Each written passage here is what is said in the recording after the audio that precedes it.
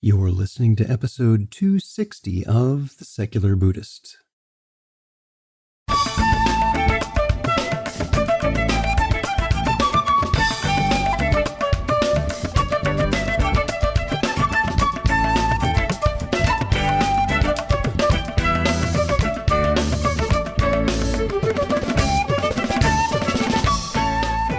Welcome to The Secular Buddhist. I'm Ted Meissner. The Secular Buddhist is the official podcast of the Secular Buddhist Association, a grassroots-driven effort to answer the needs of secular teaching and practice for contemporary society. The podcast has interviews and roundtable discussions pertaining to engaged Buddhist training and practice, and the SBA website has show notes for each episode along with resource materials. Though the podcast focuses on core practices from a secular viewpoint, more traditional teachings are welcome and openly discussed. Sensei Koshin Paley Ellison and Sensei Robert Chodo Campbell join us to speak about palliative and end-of-life care from the Zen perspective.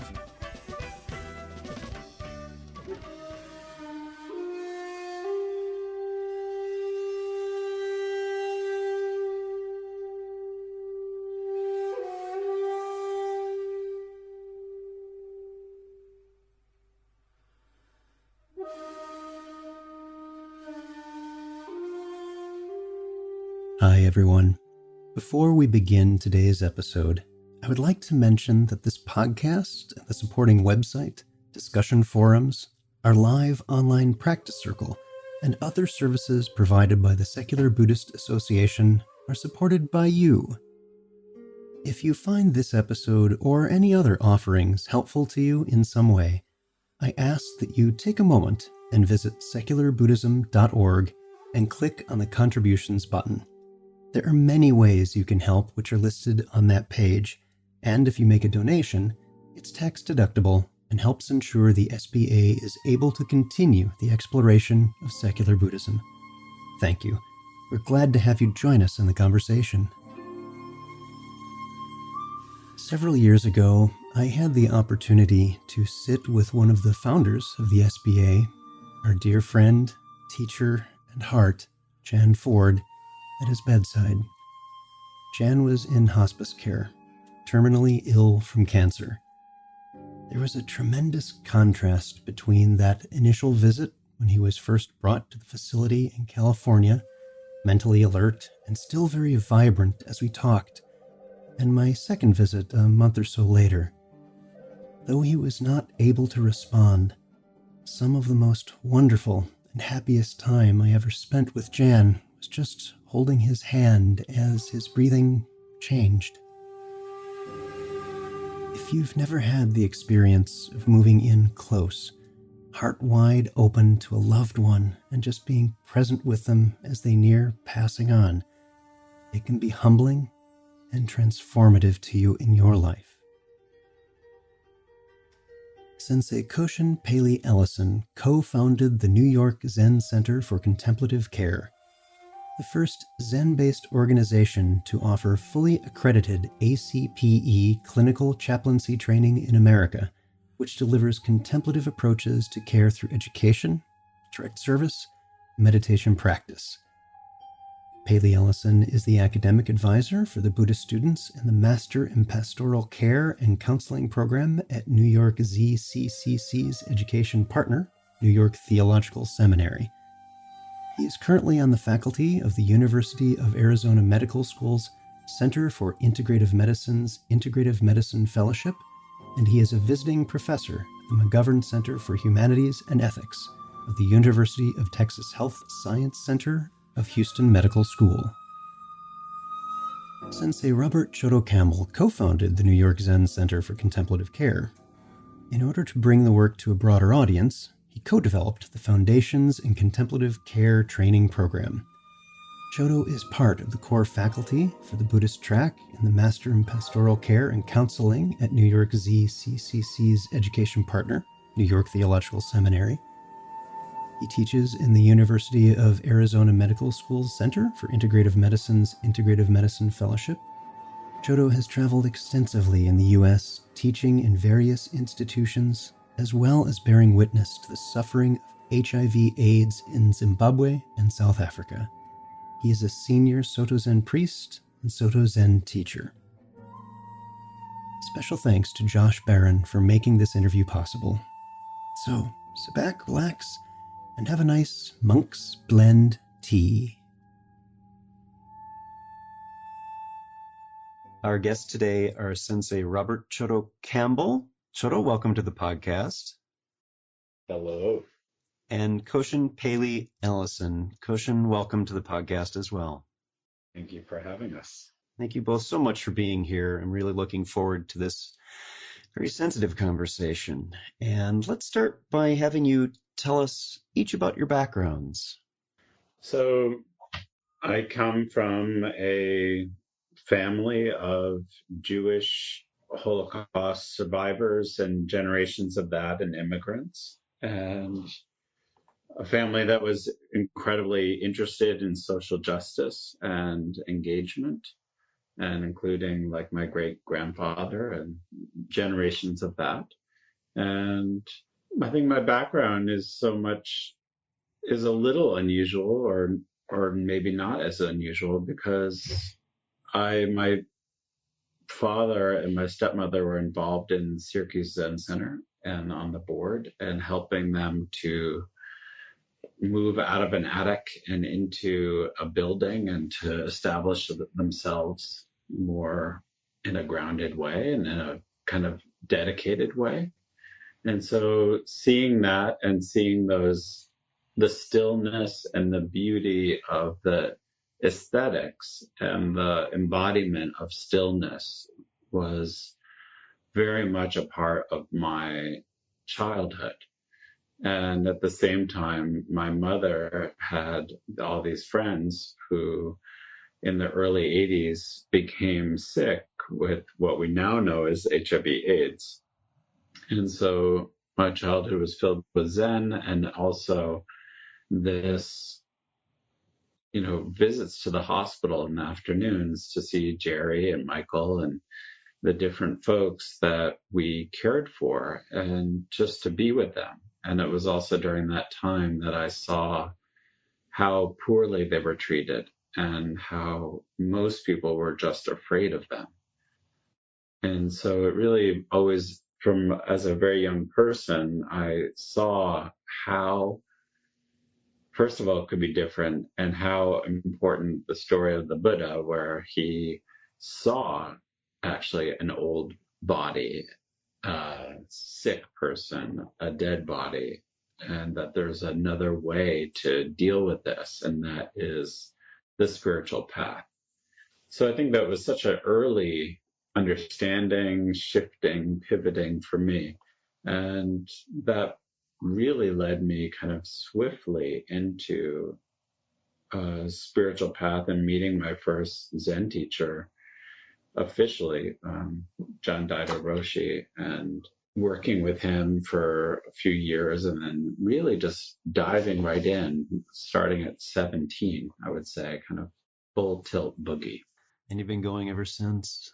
Yeah, absolutely. And it just feels like it's really one of those things in my life where it's the one thing that really for sure makes sense. And, the dedication to your awakened mind, to being receptive to learning from everything, and really learning about how to take refuge in community.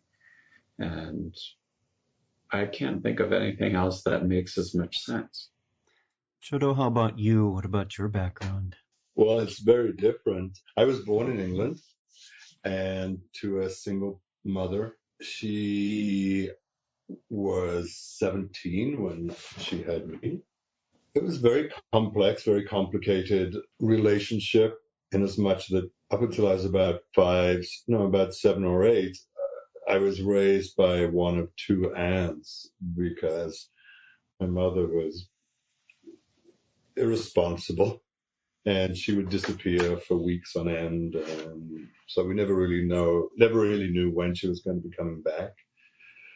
So eventually when she did come back she tried to settle down, I guess. She was an alcoholic, and so many of my early years, from say the age of 10 to 16, was really taking care of her. She had two other children, so I was the designated babysitter and caregiver for both the kids and her, and keeping her out of trouble, bathing her black eyes. She had a penchant, should we say, for very violent men. She was a wild woman. She was kind of crazy in a way. But she had she was really, as she got older for me, I mean, she was 34, 35 by the time I was 17. She started working, first of all, in what they used to call in those days a mental institution, taking care of adults with Down syndrome. And then she moved on from that to working as a nurse's aide in a geriatric residence. And she was this amazing caregiver to others. She had a really cutting sense of humor. She was high spirited. She was really fun to be around, as long as she wasn't your mother. And yet, when it came to being a mother, she was not really great at it. You know, she wasn't so into it.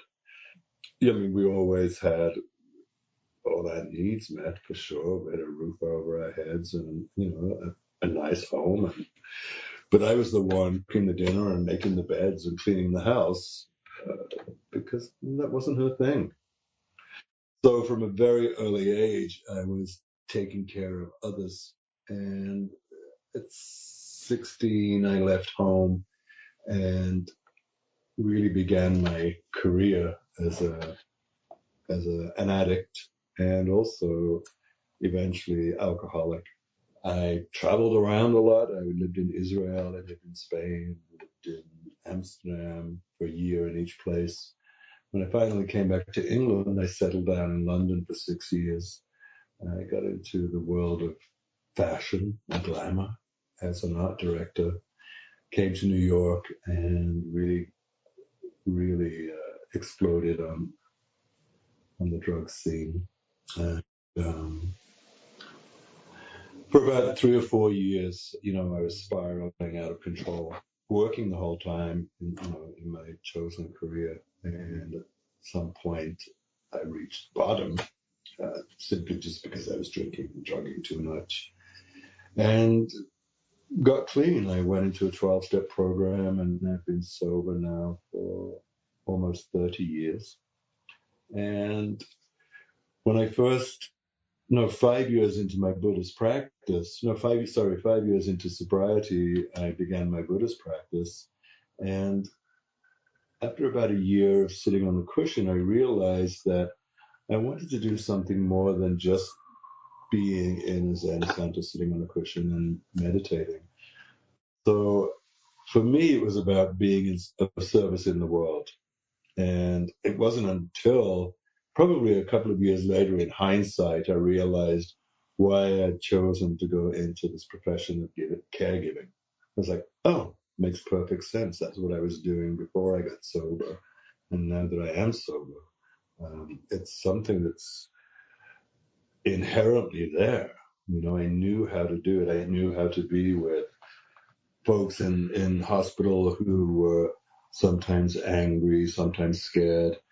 I knew how to, I really, at the beginning of my caregiving chaplaincy internship,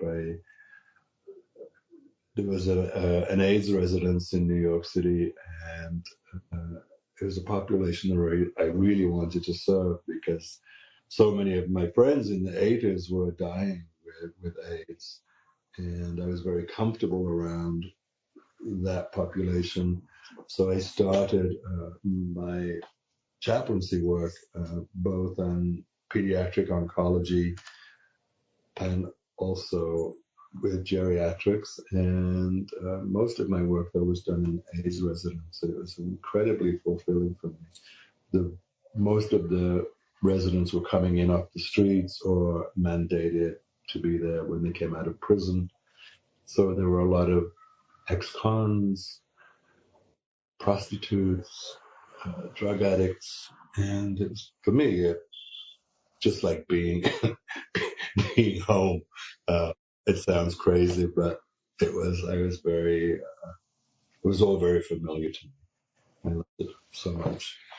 And then I met Koshin, and I was volunteering in the hospice that Koshin's grandmother Mimi came into.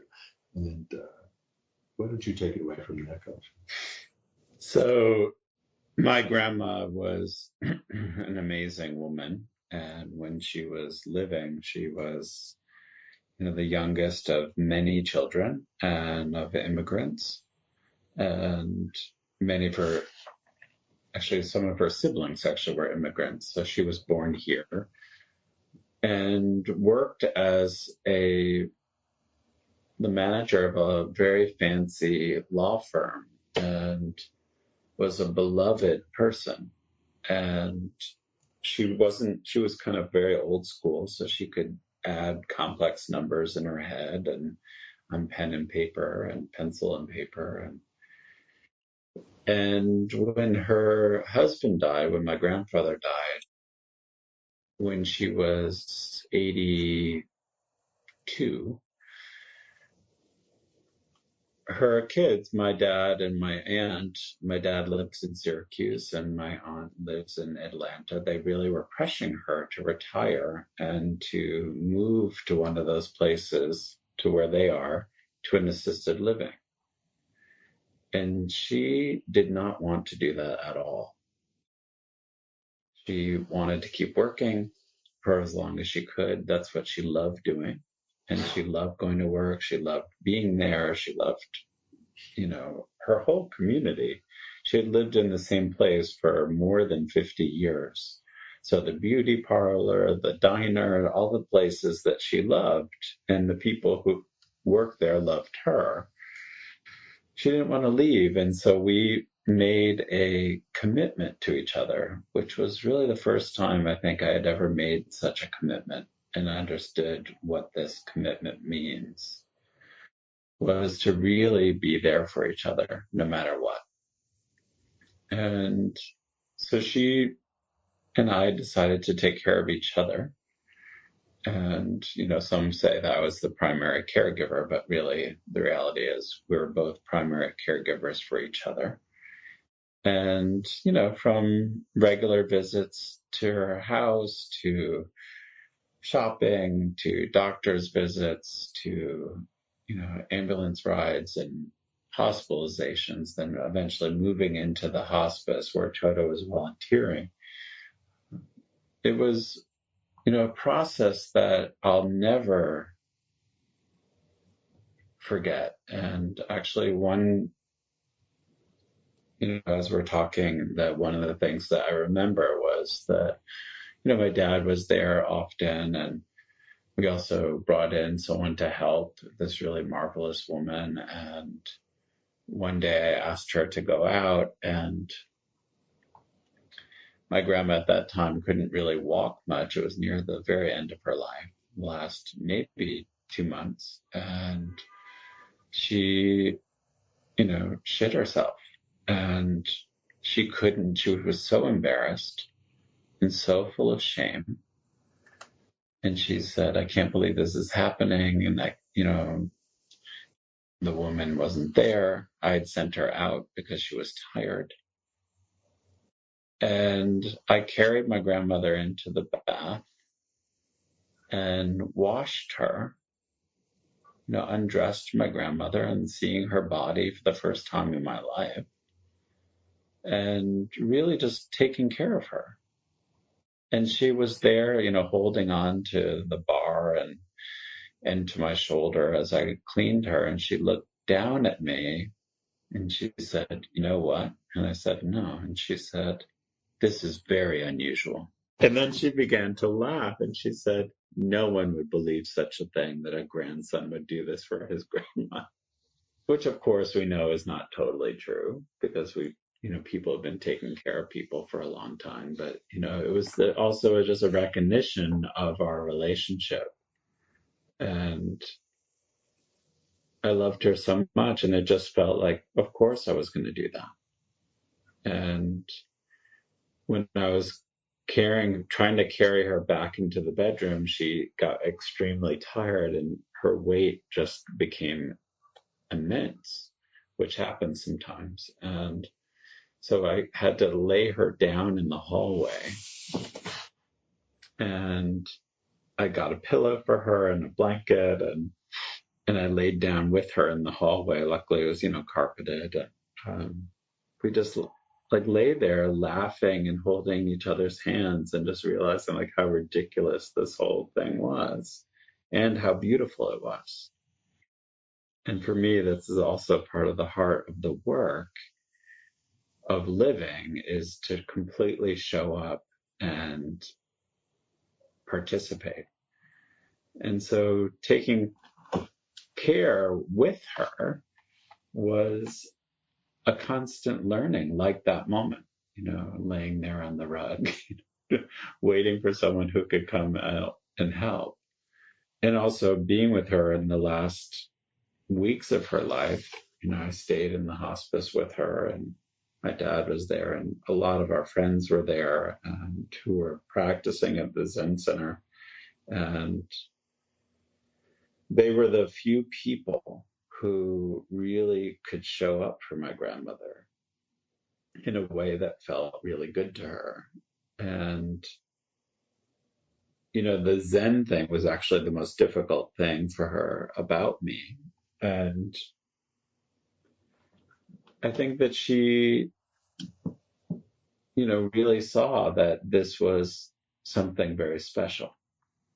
And one night she woke up crying, and she woke me up next to her, and she said, I'm so sorry. I'm so sorry. And I said, well, Grandma, what are you so sorry about? And she said, well, I never, she's like, I can't believe it took me 87 years, but I didn't know what it means to love someone fully. And I said, what do you mean? And she said, well, there's that Zen thing. And I realized that really bothered me.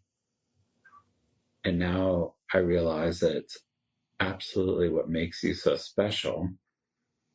And to really love someone doesn't mean that you have to like all the things about them, but to love all the things about them, because that's what makes them them. And you recount that beautifully in the book, as you did just here. Thank you for that deep sharing. I appreciate that. Well, it's just like these moments completely changed my life, and it's like these moments that pivot you completely if you can receive them. And I think it was also amazing because the next day, is when she said, I have, you and Chodo should start an organization, and just like, I never thought I'd say this, but there's really something to that Zen thing and caregiving, and you guys should bring it together and start one of those nonprofit things and teach people how to be with themselves and be with others and how to really care.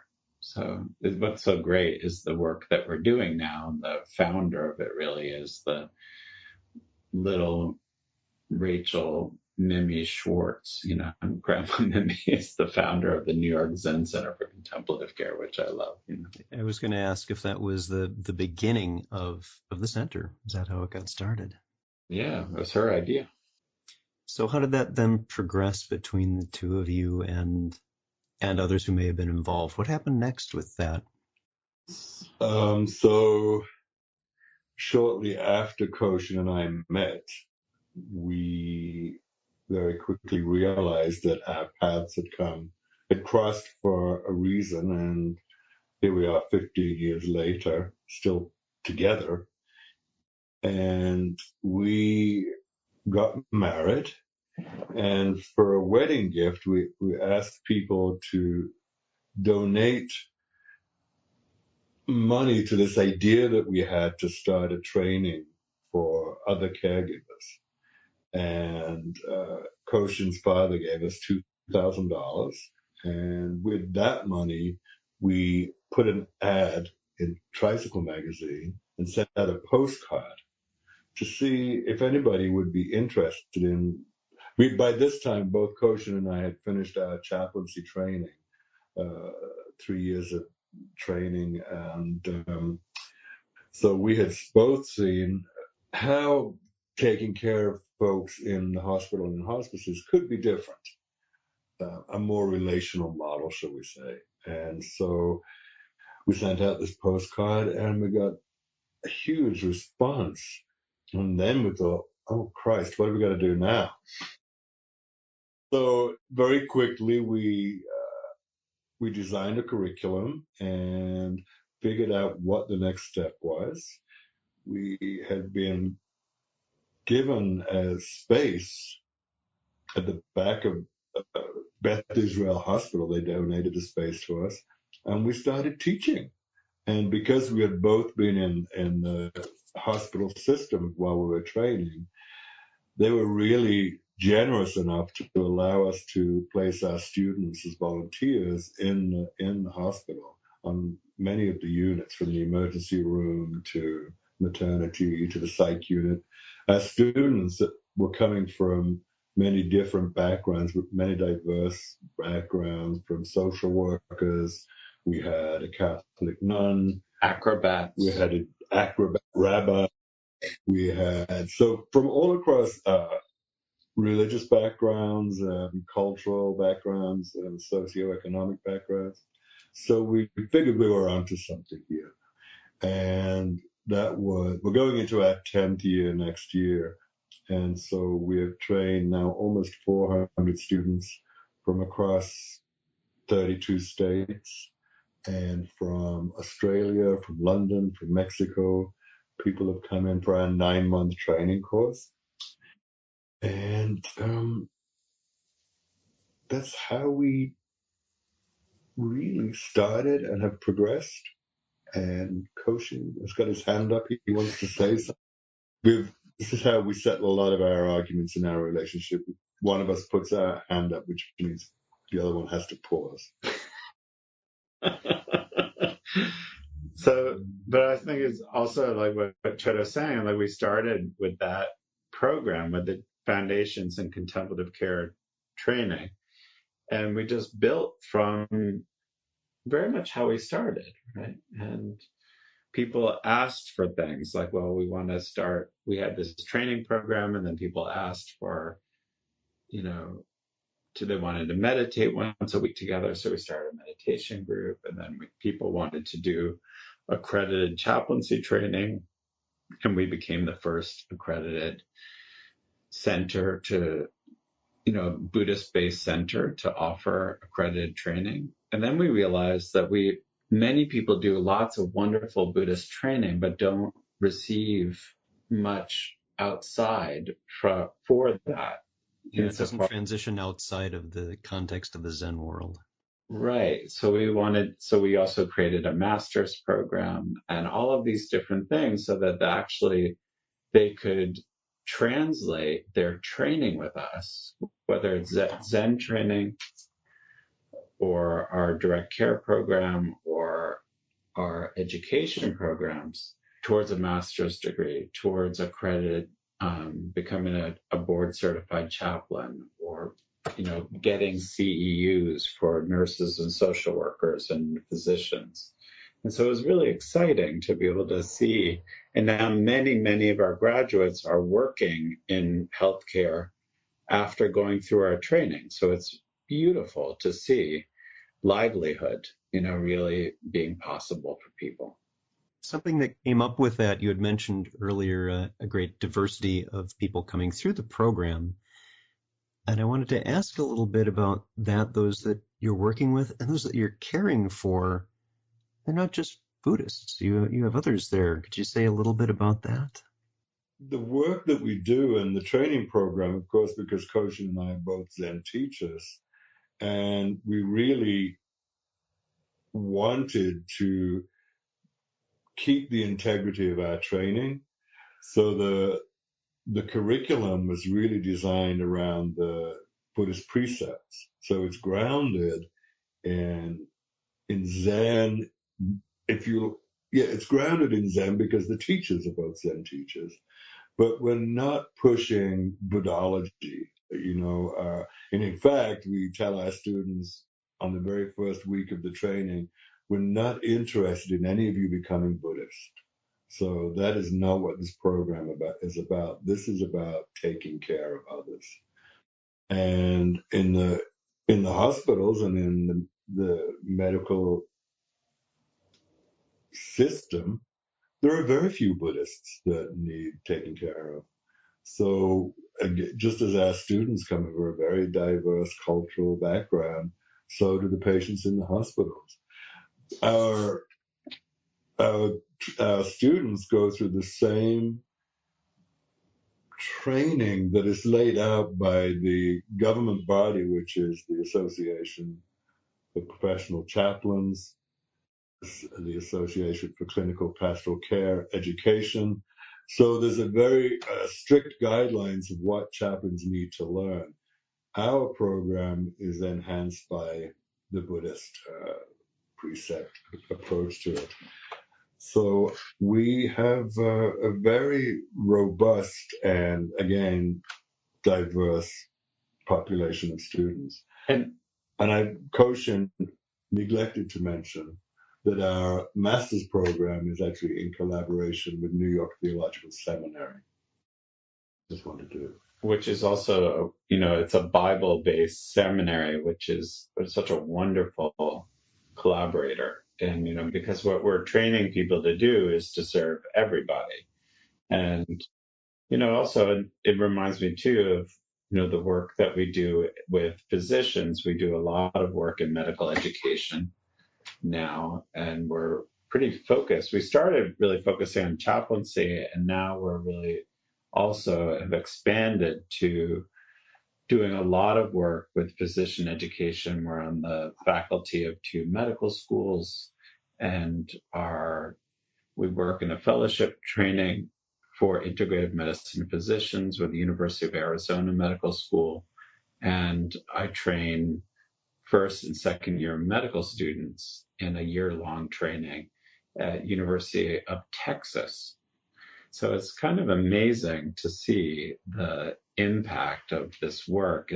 But my point is that, also we work with 35 residency programs and provide curriculum. But what's exciting is that we're training people to be with everybody.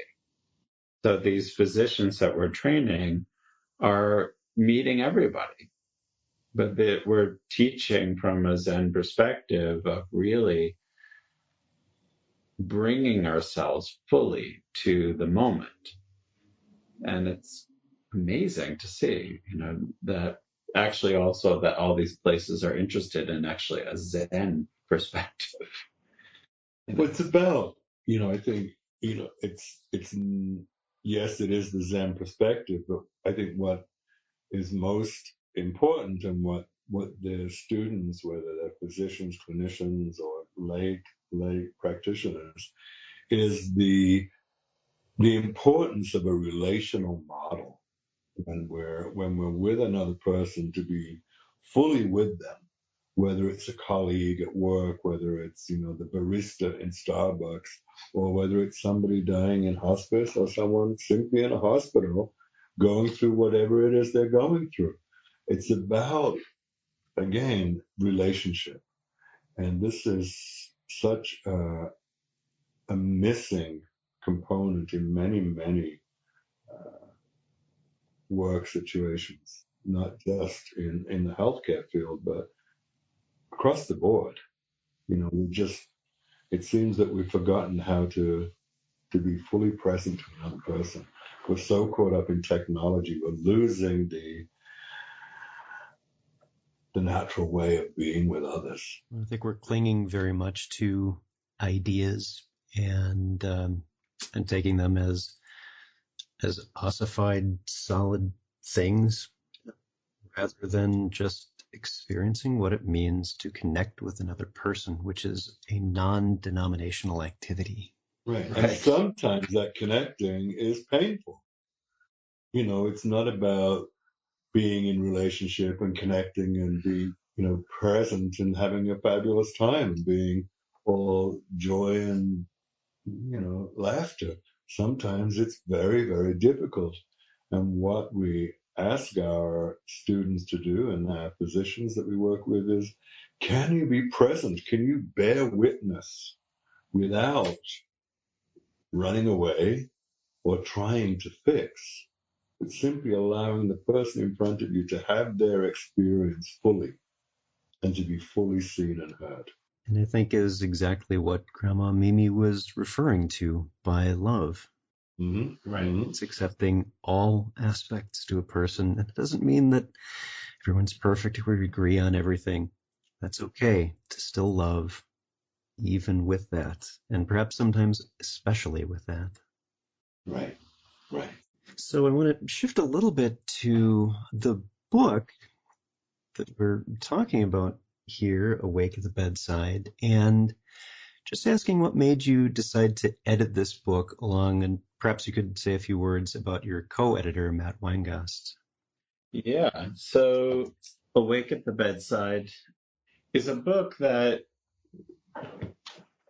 I feel that I've been looking for. And many people who we work with, whether physicians or doctors or, actually most of the care in this country is done by lay people by taking care of their family members and friends. But people are often asking, like, what can I read that would really support me? And there are so many wonderful books.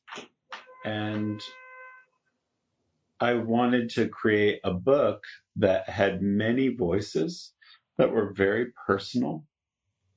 And, through the work that we do through our, we have these national symposia and different things that we do. I realized that, like, wow, we know a lot of really wonderful people. And what if we asked them to write really personally about their experiences at the bedside and how they integrate practice into that, and asking Buddhist teachers to write about what helps to support them to wake up so that they can be present.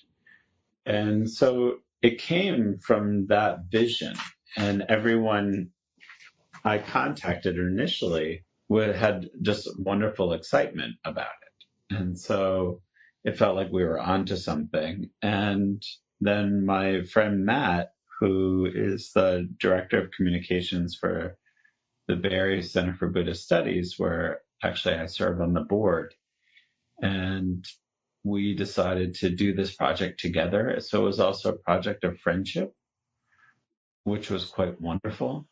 And so we had these weekly meetings where we had work to do. And it was a process of love and friendship, I would say, even creating the book. And up until like the 11th hour, when we realized that all the essays were in and done. And then we realized, oh, wait, something's missing. And it was the poetry. I realized that I needed to put in all of my favorite poems that nourished me doing this work. And so reaching out to the poets that I know who have written many of those, and to really include that. So it just feels like a incredible gathering. So to me, the book is a gathering of nourishment and support. And the best thing about it, I think, is that we just don't know, that there are no answers in the book. There's one, one review of the book, actually, many wonderful, wonderful reviews of the book, but one review was very funny in a way. It just said, this book isn't any good because it doesn't tell you what to do. And actually, I thought that was the greatest compliment, because there are books that will tell you what to do, but that book doesn't do that.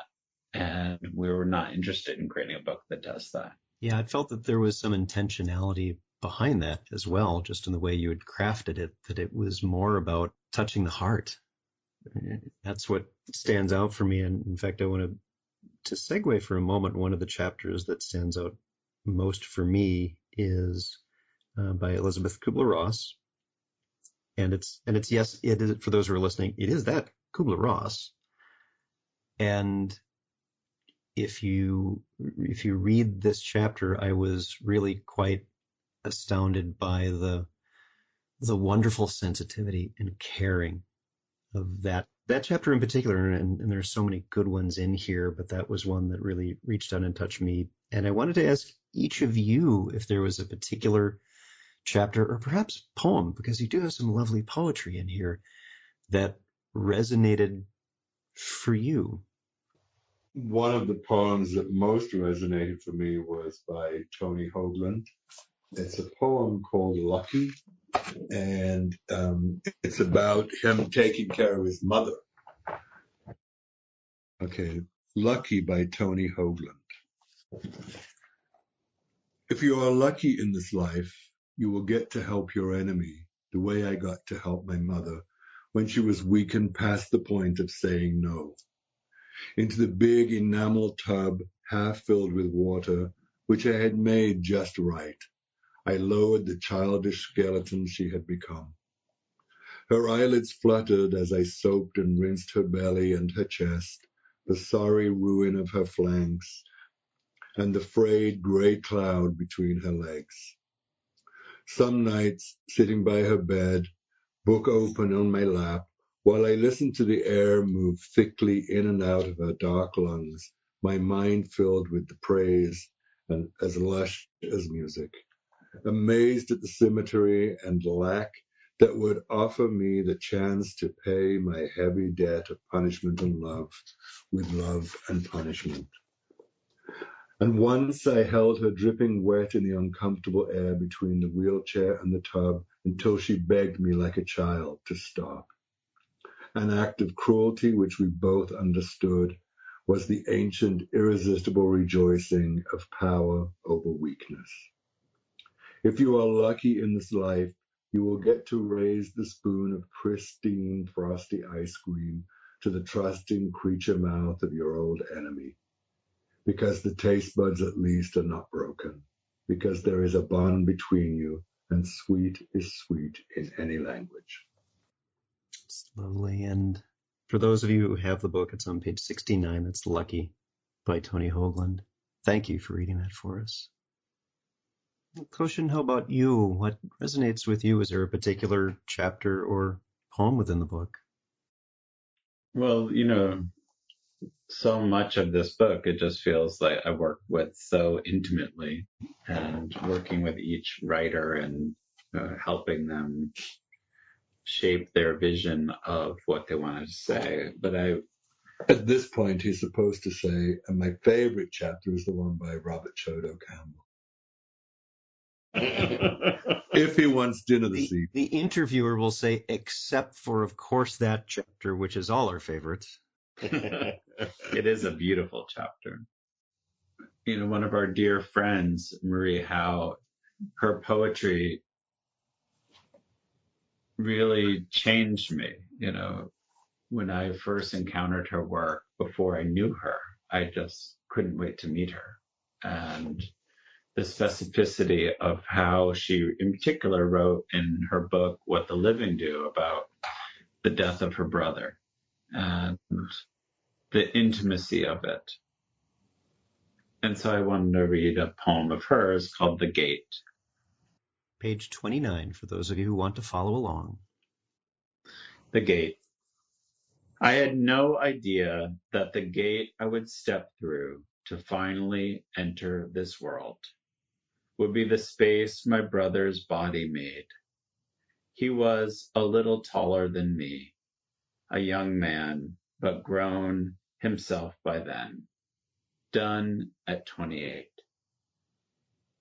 Having folded every sheet, rinsed every glass he would ever rinse under the cold and running water. This is what you've been waiting for, he used to say to me.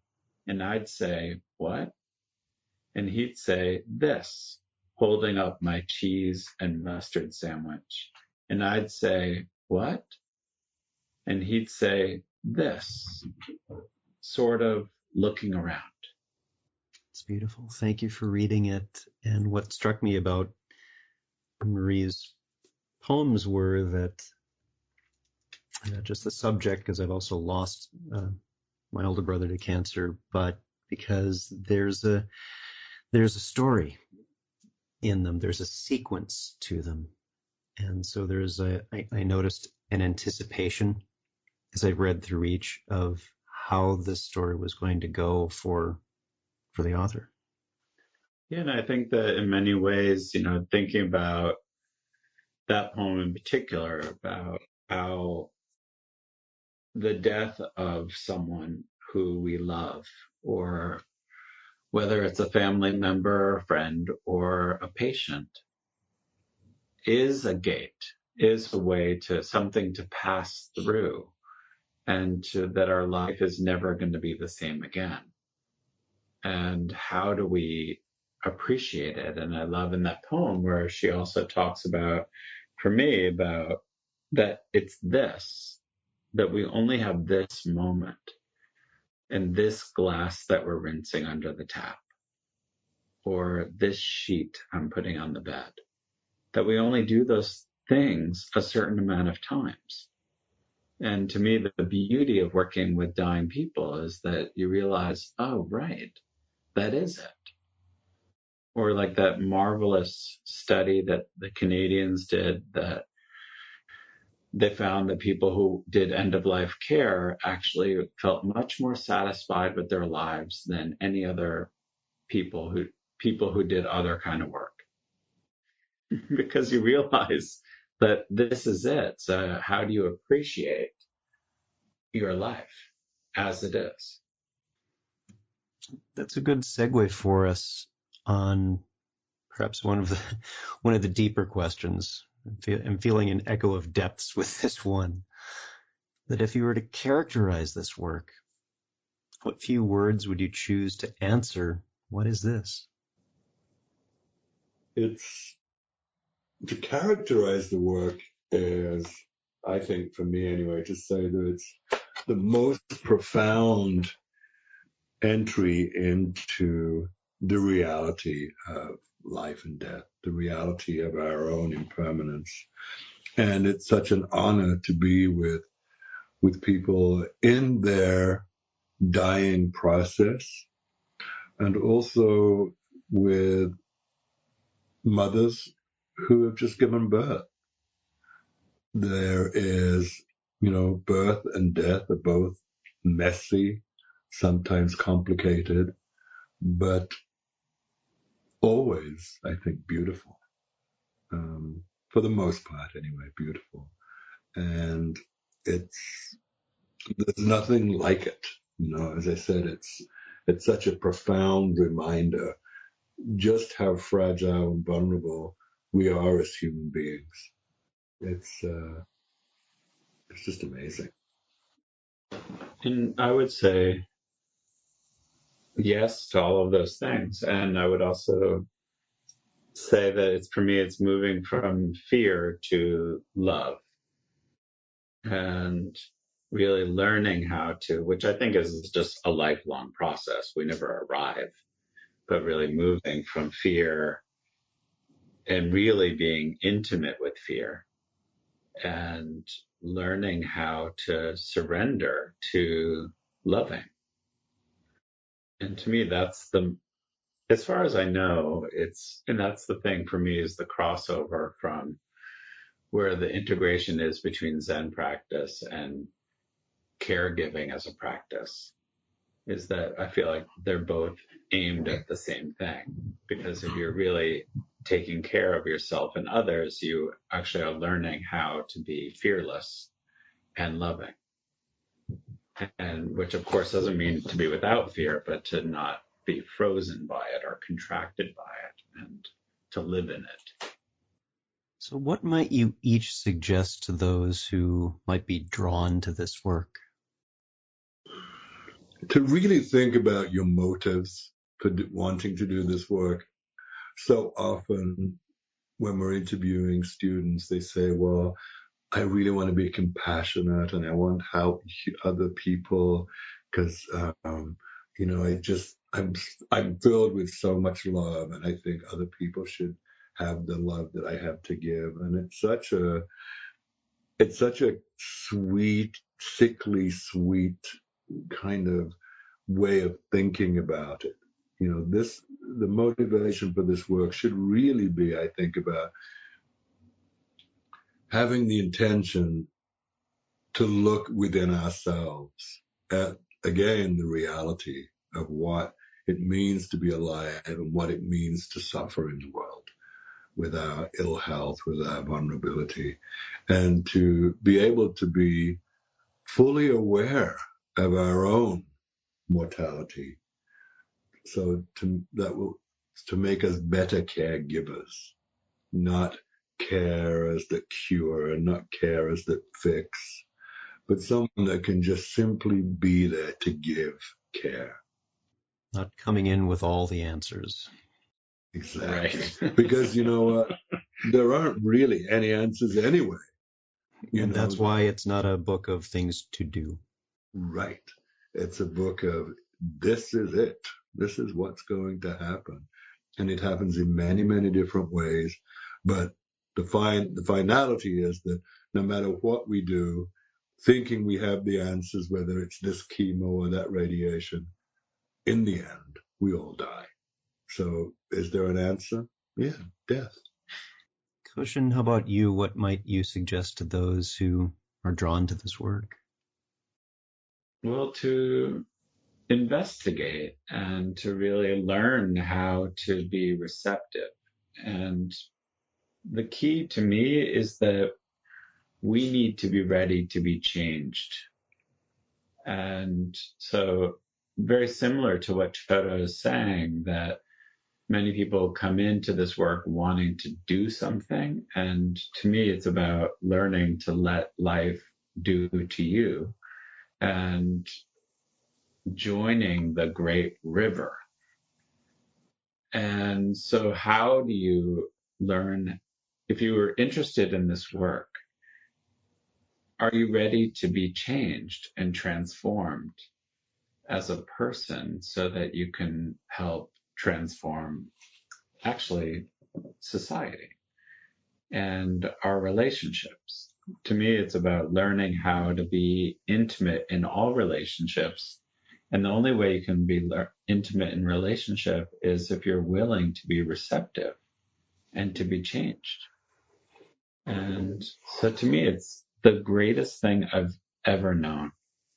And I'm so grateful. Is there anything else that either of you'd like to share with the listeners?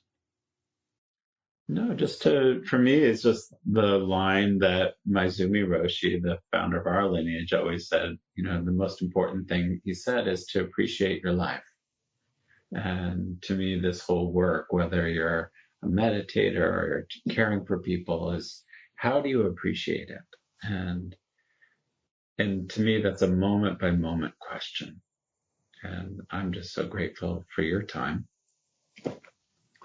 And there's a wonderful, wonderful death poem, one of my favorites, and I think it really says it, for me anyway. It goes like this.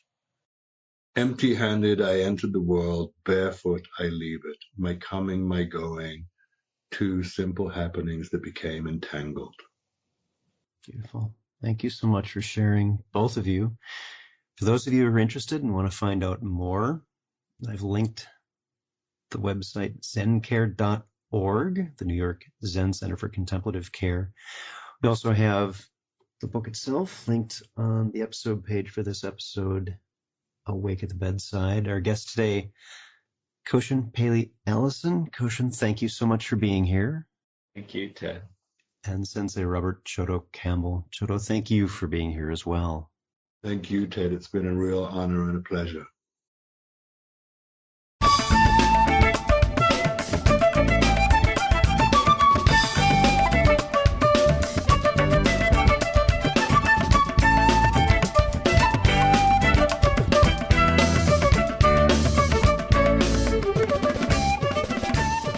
Thanks for listening.